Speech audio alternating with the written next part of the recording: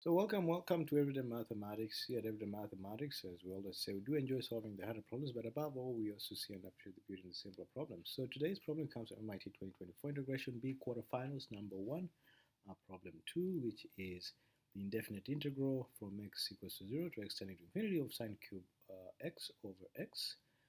It's a very interesting problem. Before I jump into the solution to this problem, I'd like to thank the subscribers. Thank you so much for your support. Your support motivates us to come here time and again to have fun with you in the field of mathematics. For our first-time visitors, what we do at Everyday Mathematics, we go about and around and look for seemingly harder problems, and we come back with some solutions and we share them with you. To our repeating visitors who haven't subscribed, we do encourage you to please subscribe to our channel.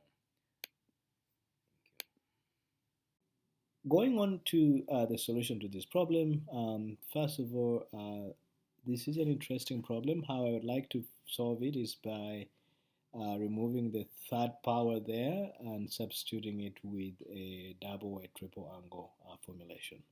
So sine cube x is the same as sine squared x times sine x, and if we have cosine 2x, cosine 2x is the same as 1 minus 2 sine squared x, and when we make sine squared x the subject, we get 1 minus cosine 2x over 2.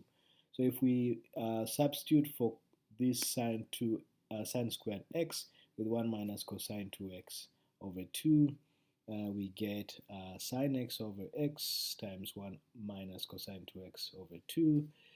Multiplied it across, we get half because we pull this one here, these two here out, times sine x over a half times the integral of sine x over x from x equals 0 to x tending to infinity minus a half times the integral from x equals 0 to infinity of 1 over x times sine x times cosine 2x. Now we also would like to express this formalism into a more easier expression. So for example, if you had sine 3x, that's the same as sine x plus sine 2x, sine x plus 2x, which is the same as sine x cosine x plus sine 2x cosine x, and then negative sine x is the same as sine x minus sine 2x, which is the same as sine x cosine x minus sine 2x cosine x. Now, if we draw a line and we added the left-hand side and the right-hand sides respectively, on the left-hand side we have sine 3x minus sine x, which is equals to, since this and that cancel out, we're left with 2 sine x cosine x. And therefore, sine x cosine 2x is the same as sine 3x minus sine x over 2. So we can use this to substitute for this expression here. And so we have our integral now reducing to a half, integral of sine x over x minus half times the integral of 1 over x sine 3x minus sine x over 2. So we can separate this into two separate integrals, and that's what we're going to show here. Eventually we have in the second part a quarter, the integral of sine 3x over x from x equals 0 to x tending to infinity. So what we do have is now 3/4, because we've added this with this, minus a quarter, the integral of sine 3x over x from x equals 0 to x tending to infinity. Now, how we handle this 3x, we can say let u be equals to 3x, such as du is equals to 3 dx, and so we can now substitute 3x with u, and therefore dx we can substitute with the du over 3, and x is the same as x is the same as u over 3. And as you can see, this and that cancel out, and we're left with a quarter for the second part times the integral of sine u over u du from u equals to 0 to x u tends to infinity. So we can still replace this u with x and then subtract that quarter from this other side, right? As we said, 3/4 integral sine x over x minus a quarter the integral of sine x over x results into a half the integral of sine x over x. And this is where now things start becoming very interesting, because now we can use the famous technique called differentiation under the integral sign or integration sign, or the Feynman integration technique. That's what most people know it as. So we can say let IA be equal to our integration sine x over x times this exponential e to the power negative ax, right? Such that when we get the derivative of that, we are allowed to perform the differentiation under the integration sign. And so what that leads to is dIA dA is the same as negative x, pulling this out, sine x over x times e to the power negative ax. And as you can see, this and that cancel. So we are left with a very tractable integration, which is negative e to the power negative ax sine x, still from x equals to 0 to x tending to infinity. Now we can now use integration by parts, since negative sine x is the same as the derivative of cosine x. And so using the integration, if for example we have the integration of u dv,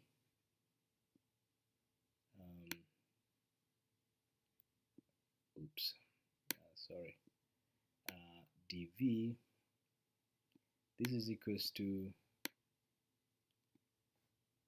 uv minus the integral of v du.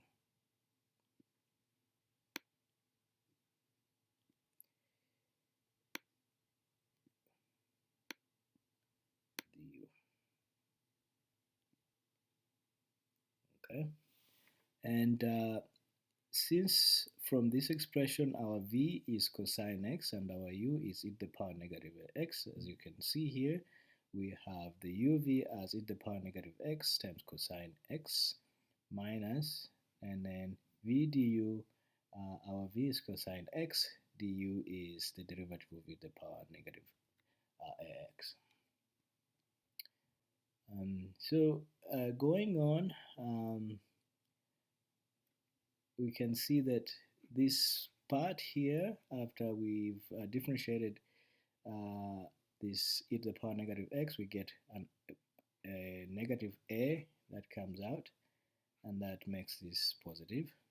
And then this part here is the same as limit of x tending to infinity of e to the power negative ax cosine x minus limit x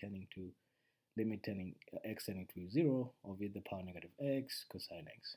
As you can see,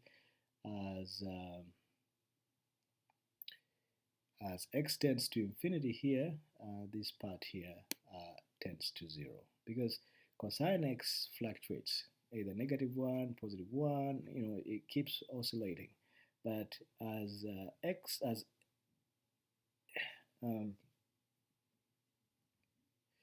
x tends to infinity, this part here becomes 0, so this part becomes 0. The same thing here, when x tends to 0, this part here tends to 1, and cosine tends to 1. So we have -1 in the first place there, and then we have a times the integral of eax cosine x. Right? Now we'll continue again with the integration by parts. So cosine x is the same as the derivative of sine x. And so we'll use the same approach where we say uv, vb sine x is e to the power negative x sine x, and then minus a here, the integral of v du. So v sine x du is the derivative of e to the power negative x. So we could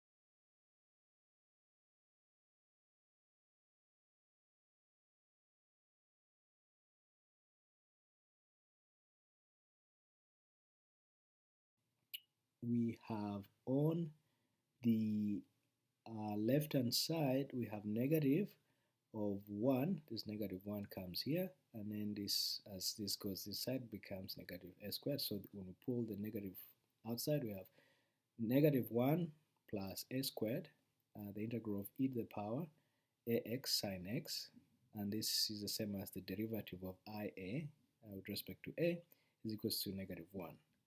And so this dIa dA, which is negative, the integral of e to the power negative x sine x is the same as, when we divide this constant on both sides, the same as negative 1 divided by 1 plus a squared. Now, interestingly, we can now bring back dIa dA, and then in order to get ia, we have to integrate negative 1 over 1 plus a squared. This is a very famous integral. 1 over 1 plus x squared is the same as the arctangent when integrated. So we get the negative arctangent of a plus the integration constant. Now, our original integral is actually sine x over x, which is the same as I0 when this a here is 0, right? So that means that the integral of sine x over x from x equals 0 to x tending to infinity is going to be the arctangent limit of a tending to 0 of this negative arctangent plus the integration constant. But in order to find this integration constant, when a tends to infinity, this entire integral collapses to 0. So that's why when a tends to infinity, we have 0 is equals to negative the limit of a tending to infinity of the arctangent of a plus c, the integration constant. Since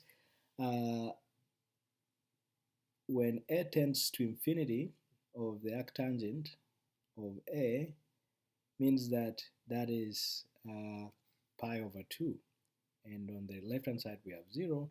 So essentially c, the integration constant, is pi over 2. And so that when we try now to solve the integration of sine x over x, which is the same as I0, which is equals to the negative arctangent of 0 plus c. Arctangent of 0 is 0, but c is pi over 2.